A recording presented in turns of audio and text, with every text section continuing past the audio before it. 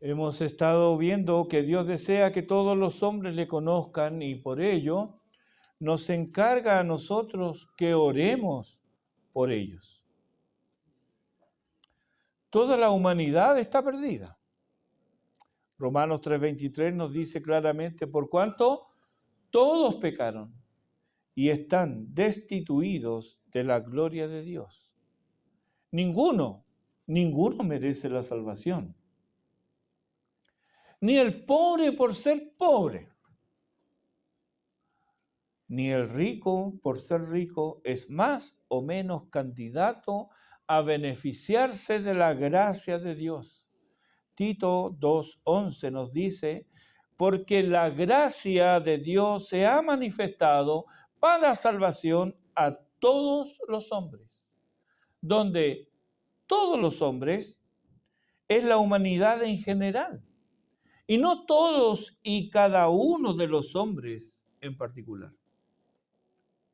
Esto incluye a reyes y políticos, como vimos, ¿verdad? Los domingos pasados.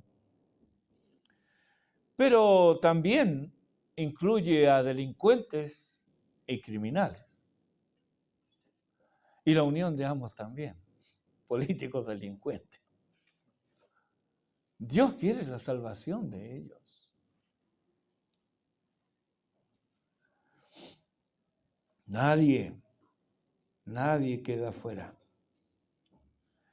En Hechos 17:30, el apóstol Pablo, predicándole a los atenienses, le dice, Dios, habiendo pasado por alto los tiempos de esta ignorancia, ahora manda a todos los hombres, en todo lugar, que se arrepientan. El arrepentimiento es el requisito sin el cual nadie alcanza salvación. Pues la salvación, que es transformación, solo se hace eficaz por medio de la fe de los escogidos de Dios, nos dice Tito 1:1. La salvación es transformación. Dice que eres salvo. Muy bien, me alegro. Entonces eso significa que has sido transformado, que has sido transformada. Si no ha ocurrido esa transformación, debes preguntarte si esa obra de gracia realmente ha sido hecha en tu vida. Son muchos los que dicen tener fe, pero eso no define a la fe de los escogidos de Dios. Hay una fe que es espuria, por cuanto es una fe que no tiene obras, es una fe que no obra. Hay una fe que no vivifica, aunque el objeto de la fe sea correcto, como es el caso de los demonios, que ellos creen en Dios. Hay otra fe más degradada, que se llevan bien con el paganismo moderno. Por ejemplo, observé en un local de comida china, había una especie de altar, y en ese altar estaba una fotografía de Mao. Había una como una imagen de Confucio. Había un elefante con un billete de $1 arrollado ahí en la trompa. Y además había incienso encendido ante un Buda pequeño. Y había un gato sentado que subía y bajaba la mano. Y lo que me dio risa, todas estas cosas yo las observé, ¿no? Pero lo que me dio risa es que había una foto de Xi Jinping. ¿Quién es? El presidente de China. Entonces yo le pregunté a la chinita, le dije, ¿qué significa todo eso? Dice, oh, es para la suerte. Dice. Todo sirve, todo sirve.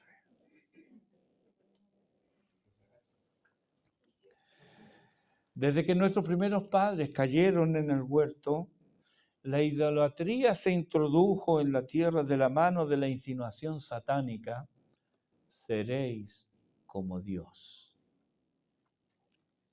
Ahí confluyen la incredulidad, la ingratitud y el orgullo. Todas características del necio que sostiene no hay Dios, colocándose él mismo en el lugar que solo le corresponde a Dios en la vida. Poco antes de que los filisteos capturaran el arca de Dios, ahí en el primer libro de Samuel, capítulo 4, ellos, los filisteos, al ver que Israel había traído el arca al campo de batalla, tuvieron miedo. Observa cómo el miedo es parte de la ignorancia y la superstición. Ellos dijeron, ahí en el versículo 8 dice, ¡ay de nosotros! ¿Quién nos librará de la mano de estos dioses poderosos? Estos son los dioses que hirieron a Egipto con toda plaga en el desierto. Hubieron 10 plagas terribles, ¿verdad? Razonaban ellos así. No puede ser que un solo Dios los venciera. Y hablo de vencer porque es conclusión de estudiosos del antiguo Egipto que las 10 plagas apuntaban a derrotar a los 10 más poderosos dioses de entre todos los dioses que tenían los egipcios. No eran los únicos, pero eran como los 10 principales. Siglos más tarde, los filisteos, que sabían del Éxodo, ellos no negaban estas cosas como algunos hoy, no, ellos sabían que Dios había sacado a Israel de Egipto y sostenían que puesto que habían 10 plagas que representaban a 10 dioses, entonces obviamente para ellos eran otros 10 dioses los que habían vencido a estos 10. Por supuesto, todo esto en la idea pagana. Lo lamentable de todo esto fue que pese a salir Israel de ese mundo idólatra, la idolatría no salió de sus corazones y pronto tomaron para sí dioses extraños. Jueces, capítulo 2, versículo 12 dice, dejaron a Jehová, el Dios de sus padres, que los había sacado de la tierra de Egipto, y se fueron tras otros dioses, los dioses de los pueblos que estaban en sus alrededores, a los cuales adoraron y provocaron a ira a Jehová. El lamento es el lamento de Dios por medio de los profetas. En Jeremías capítulo 2, versículo 13 dice, porque 2 males ha hecho mi pueblo. Me dejaron a mí, fuente de agua viva, y cavaron para sí cisternas rotas que no retienen agua. Y todos ellos, los profetas, denuncian de una u otra manera la idolatría de Israel y la necedad de la idolatría en la actividad humana. Si eso pasaba con el pueblo de Dios, el mundo gentil no era mejor. Lo vemos siglos después cuando Pablo visita Atenas. Y no es el único lugar donde se manifiesta la idolatría, por cierto. Usted va leyendo el libro de los Hechos y está viendo cómo el avance del Evangelio significa el retroceso de la idolatría en los lugares donde el Evangelio era predicado. Vez tras vez. Lo que pasa es que uno los pasa por alto esas cosas. Pero quiero llamar la atención a algunas cosas. Observa cómo la idolatría se identifica con lo religioso. En Hechos 17, 22 y 23, Pablo dice, varones atenienses, en todo observo que sois muy religiosos, porque pasando y mirando vuestros santuarios, hallé también un altar en el cual estaba esta inscripción, al Dios no conocido. Al que vosotros adoráis, pues, sin conocerle, es a quien yo os anuncio. Luego de Atenas, Pablo pasa a Corinto, un importante puerto comercial, rico y libertino, y no menos religioso, donde se detiene ahí 18 meses. De allí él pasa a Efeso por un corto tiempo, pero promete volver, según Hechos 18, 21. En Hechos 19 vemos otra vez a Pablo en Efeso en compañía de Timoteo, Hechos 19, 22, donde, no sin oposición, hubieron conversiones. Leemos Hechos 19, 20, así crecía y prevalecía poderosamente la palabra del Señor. ¿Y qué volvemos a encontrar aquí? ¿Otra vez idolatría? Como resumen de la situación idolátrica, leo Hechos 19:35, donde una autoridad le dice a la multitud reunida y alborotada, varones efesios. ¿Y quién es el hombre que no sabe que la ciudad de los efesios es guardiana del templo de la gran diosa Diana y de la imagen venida de Júpiter? ¿Quién no sabe esas cosas? Considerando estas cosas y la siempre presente religiosidad idolátrica en el mundo antiguo, especialmente en Efeso, también hemos de considerar no solo el entorno de los creyentes, sino la influencia de estas corrientes en el pensamiento y en la vida de los ahora creyentes. Para el judío, era claro que había un solo Dios. De niño se le enseñaba, Deuteronomio 6, versículos 4 y 5. Oye Israel, Jehová nuestro Dios, Jehová uno es, y amarás a Jehová tu Dios de todo tu corazón y de toda tu alma y con todas tus fuerzas. Esta oración la debía repetir junto a otras 3 veces al día. La reticencia entonces en aceptar a Jesús como Dios, misma reticencia que los judíos tienen hasta hoy, pues no admiten que Dios sea un ser triuno. La principal objeción que ellos tenían era aceptar a Jesús como Dios, porque ellos razonaban, me convierto en un idólatra, porque Dios es uno. Para un gentil que sabía de esta reticencia judía, ¿no sería dado a creer que sí, había un Dios, pero también Jesús es Dios? Y muchos judíos que abrazaron el camino no veían contradicción. ¿No sería igual que él, siendo gentil, aceptara que hay un Dios, pero que también podía coexistir con él una diosa tan importante como Diana? Es que Diana de los Efesios no dominaba solo el panorama religioso efesio, sino que invadía el ámbito político y aún la esfera social y familiar. La ciudad de Efeso y el templo de la gran diosa Diana, como le llamaban, no existía la una sin la otra. Ahora, pedir y rogar por todos los hombres incluía no solo a los magistrados efesios, sino también a quienes detentaban el poder religioso en la ciudad. ¿Es que a ellos también se les debía anunciar el Evangelio? El templo de Diana era dirigido por sacerdotes de ambos sexos, mayoritariamente mujeres, pero había hombres también. Pero si eran hombres, estos debían ser castrados. Para ellos, ¿también es el mensaje salvador? ¿Puede ver los conflictos de ideas que hay aquí? ¿Haría concesiones Pablo, cristianizando formas y conceptos venidos de la adoración a Diana, como se ha hecho con la adoración mariana y el sincretismo religioso actual en diversas corrientes que pasan por ser cristianas?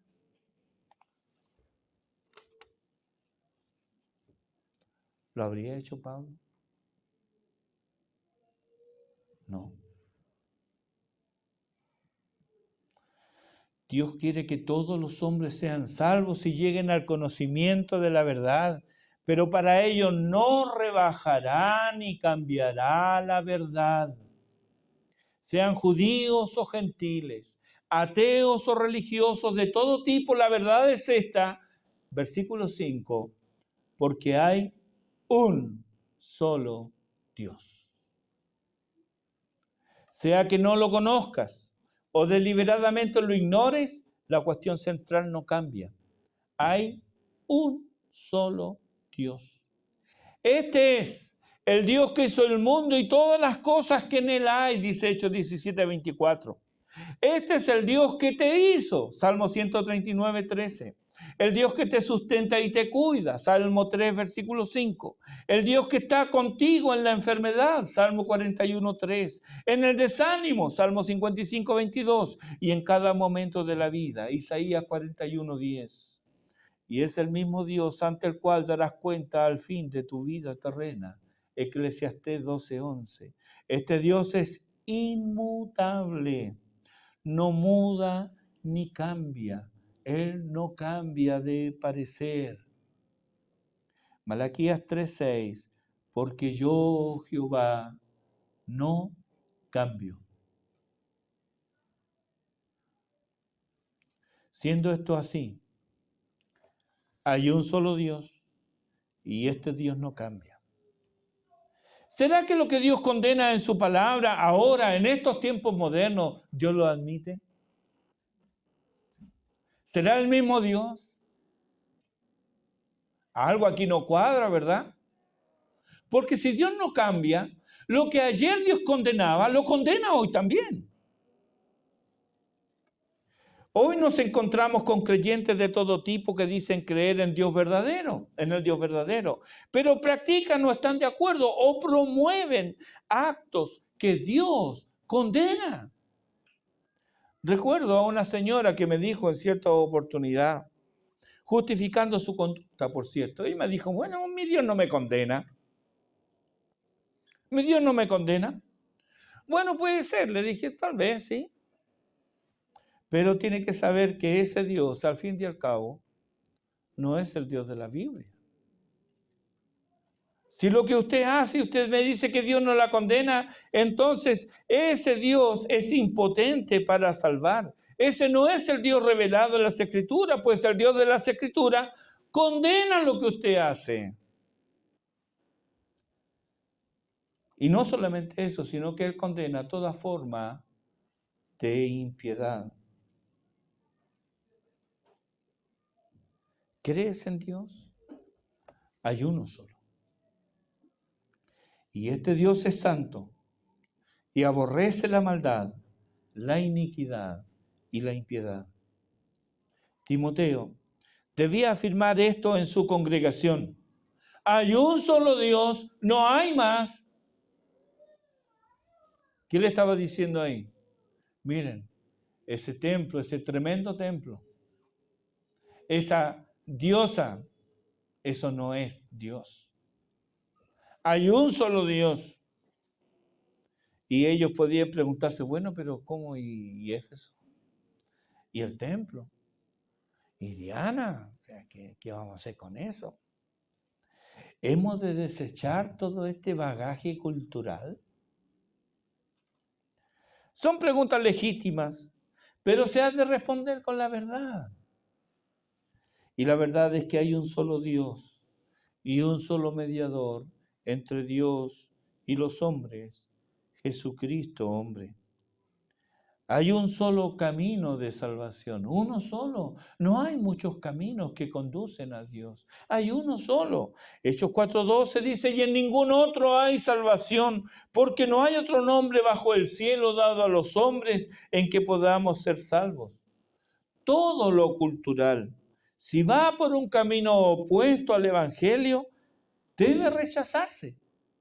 Así, sin más, y de una vez. Es lo que ocurrió en Efeso. Pero también es el testimonio de la historia. En Hechos 19, versículos 17 al 19 dice, y esto fue notorio a todos los que habitaban en Efeso, así judíos como griegos, y tuvieron temor todos ellos, y era magnificado el nombre del Señor Jesús. Pero no termina aquí el relato. Mira lo que sigue diciendo. Y muchos de los que habían creído venían confesando y dando cuenta de sus hechos. Recuerdo haber leído que en el gran avivamiento en Gales bajó la producción del carbón en las minas del carbón de Gales. ¿Cuál era la razón? Que los mineros ya no blasfemaban, ni pateaban, ni maltrataban a los asnos que llevaban la carga de carbón. Entonces, como los burritos no estaban acostumbrados a ese trato gentil, No trabajaban. Hubo un cambio, una transformación que se notó en esas cosas.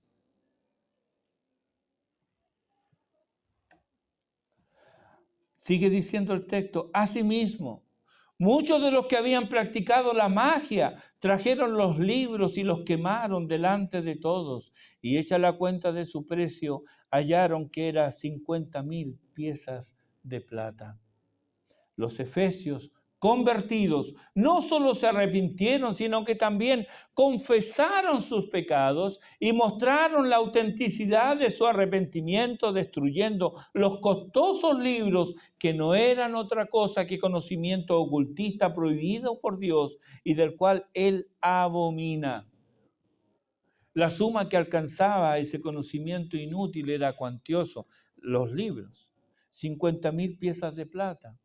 ¿Y cuánto es eso? Bueno, es el equivalente aproximado del salario de un jornalero durante 137 años de trabajo. Es mucha plata. Así, los efesios no solo confesaron sus pecados, sino que se apartaron del mal. Estos son el componente del arrepentimiento verdadero, la confesión y la conversión. Así como hay un solo Dios, hay un solo mediador entre Dios y los hombres, Jesucristo hombre. Si Dios es santo, ¿cómo podremos acercarnos a Él dada nuestra condición pecaminosa? No podemos, a menos que alguien interceda por nosotros. Pero si buscamos al mejor de los hombres, no podrá ser nuestro mediador, pues también Él está contaminado por el pecado.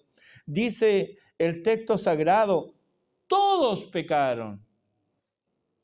No hay santo, ni virgen, ni sacerdote, ni pastor que pueda interceder ante Dios por los hombres. No hay mediador humano capaz de cumplir esa labor. En el judaísmo bíblico, sombra de la religión verdadera, había una clase sacerdotal que representaba a los hombres ante Dios. Y uno entre ellos, el sumo sacerdote, él podía una vez al año ofrecer sacrificio por los pecados del pueblo en el lugar santísimo. Pero ellos también eran pecadores. Eran sacrificios imperfectos, por lo que año tras año debían repetirse. Pero en el cumplimiento del tiempo, Dios envió a su Hijo, nos dice Gálatas 4:4, el cual siendo igual a Dios, no se aferró a su condición divina, sino que tomó forma humana, y en esa condición se humilló hasta la muerte y muerte de cruz, nos dice Filipenses 2, del 6 al 8. Sigue diciendo el texto, por lo cual Dios lo exaltó hasta lo sumo en el versículo 9. No solo lo levantó de los muertos, según Hechos 13:30, sino que fue recibido en gloria y se sentó a la diestra de Dios, nos dice Marcos 16:19. Desde allí, nos dice Romanos 8:34, intercede por nosotros. Él no fue ascendido a la gloria para descansar a la diestra del Padre.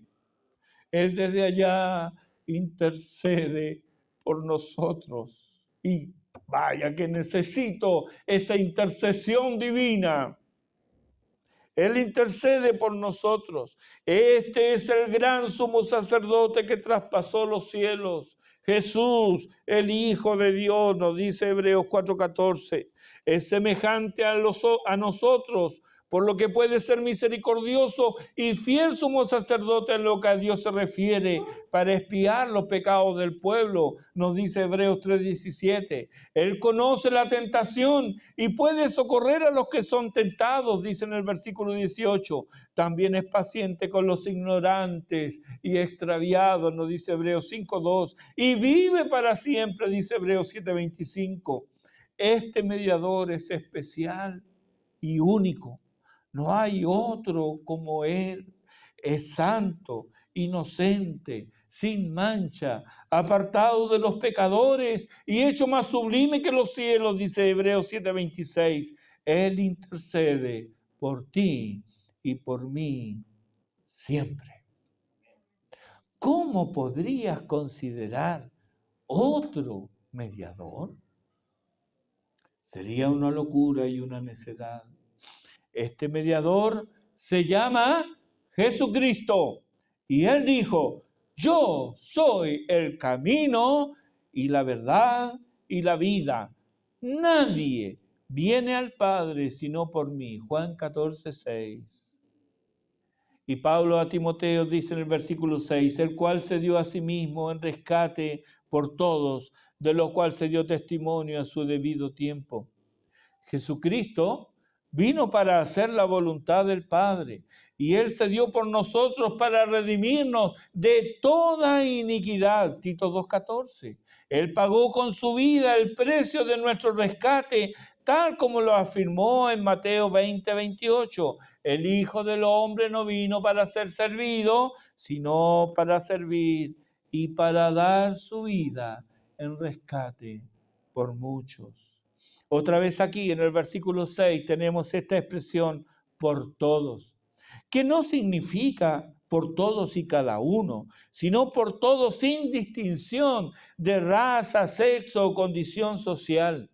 No todos serán rescatados, aunque su muerte sería suficiente para todos, sino que serán rescatados los muchos que creen por la obra del Espíritu Santo en sus vidas, se arrepienten y se apartan de sus pecados. Clemente de Roma escribe, Jesucristo nuestro Señor dio su sangre por nosotros y su carne por nuestra carne y su alma por nuestra alma. En el mismo sentido escribe Justino Mártir, dice, Él dio a su propio Hijo en rescate por nosotros, el santo por los transgresores, el impecable por los pecadores, el justo por los injustos, el inmortal por los mortales. Pablo a los romanos les dice, el que no escatimó ni a su propio Hijo, sino que lo entregó por todos nosotros. Y esto, él lo expresa como una verdad incuestionable. ¿Qué diremos nosotros a esto? No debiera haber gratitud tal que mediante ella le sirvamos con alegría. Cristo nos redimió del pecado y la muerte. Ya no soy y nunca más seré esclavo del pecado, ni estaré a las órdenes de Satanás. Mire, él puede ordenar, pero tal como muchas veces los niños a veces le dicen a un adulto, ¿verdad? Usted no es mi papá para que me mande. Y tienen razón. De la misma manera, habiendo sido nosotros liberados del pecado, ahora tenemos otro amo, otro Señor. ¿No debiera conocer la creación por mi boca los alcances de esta redención tan grande? Si nos pusiéramos a cantar con los ángeles sublimes melodías al Señor, nuestras voces destacarían en ese coro angelical, puesto que nosotros somos objetos de la gracia de Dios en la redención. Ellos no conocen lo que es ser libres del pecado. Yo sí. Ellos no saben la dicha del perdón. Yo sí. Ellos no han experimentado la liberación de la esclavitud que les produce la naturaleza pecaminosa, porque en ellos no existe, en ellos no hay, pero en mí sí. Yo sé lo que es experimentar esa liberación. Habiendo recibido entonces una salvación tan grande, dice Hebreos 12:28, tengamos gratitud y mediante ella sirvamos a Dios agradándole con temor y reverencia.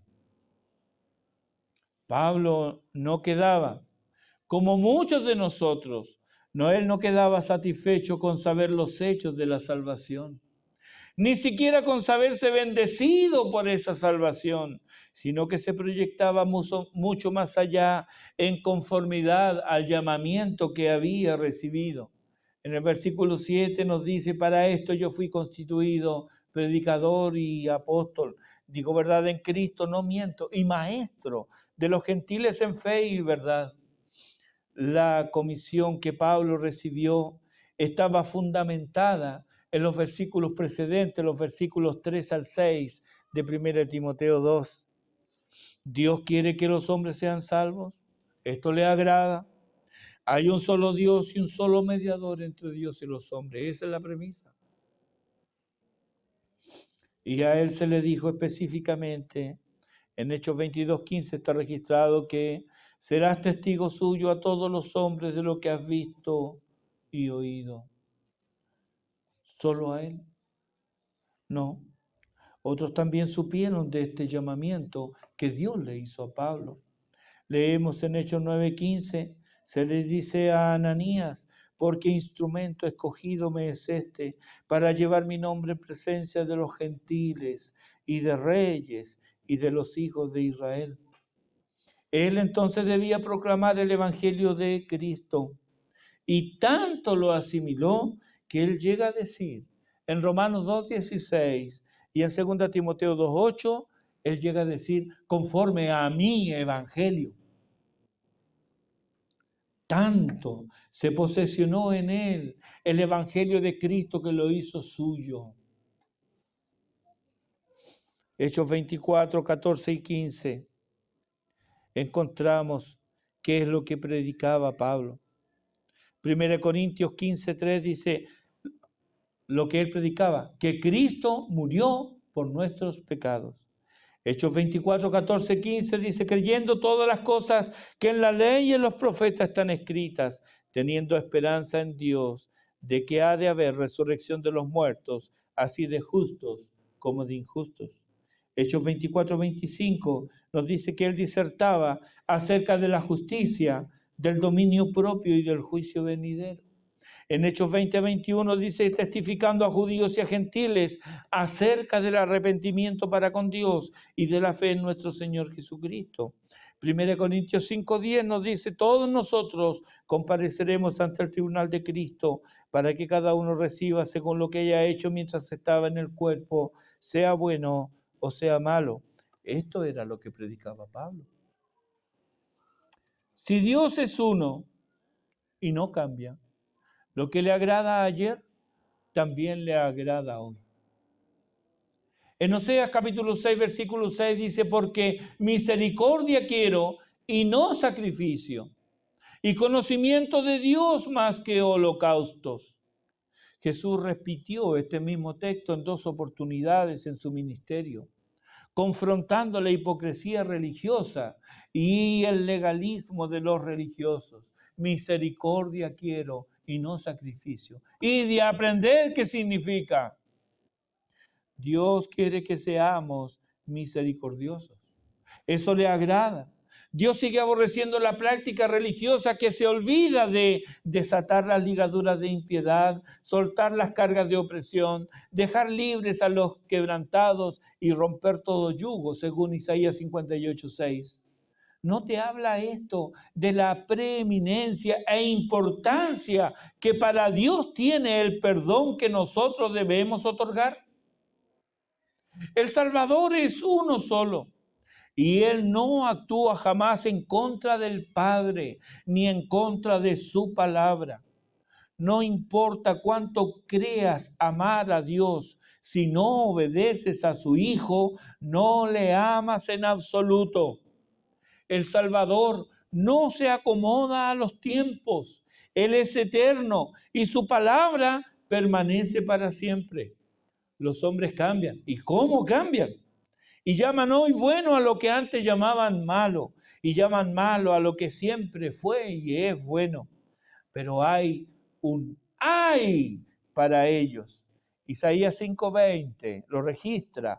Ay de los que a lo malo dicen bueno y a lo bueno malo, que hacen de la luz tinieblas y de las tinieblas luz, que ponen lo amargo por dulce y lo dulce por amargo. ¿Habrá cambiado Dios respecto de esto? No. Y si desea ser fiel a Dios, no puede llamar a las tinieblas luz, tampoco coquetear con el pecado. Dios lo aborreció antes y lo aborrece ahora. Él todavía llama a los hombres, pero los llama al arrepentimiento. Los llama a abandonar la vida de pecado, pues no quiere la muerte del pecador, sino que el pecador se vuelva de su camino y viva. El llamado entonces a los creyentes no es solo a orar, sino también a proclamar.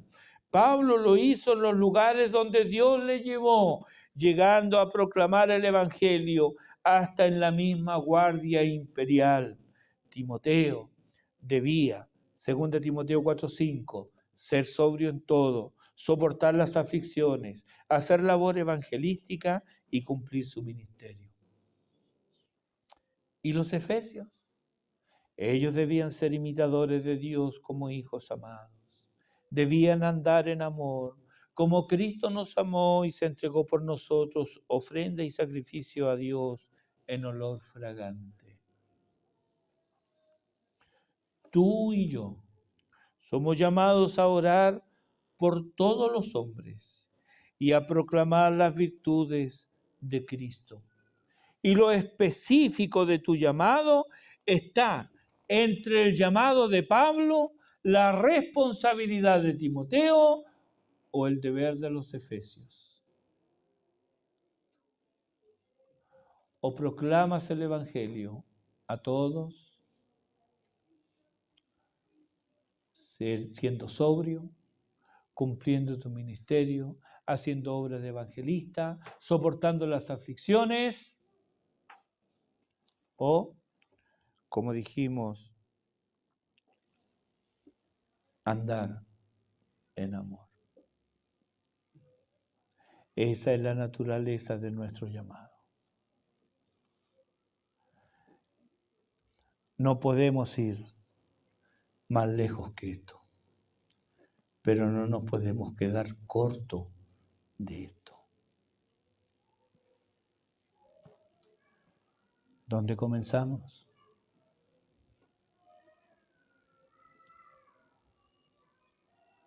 Te sugiero que comiences por tu hogar.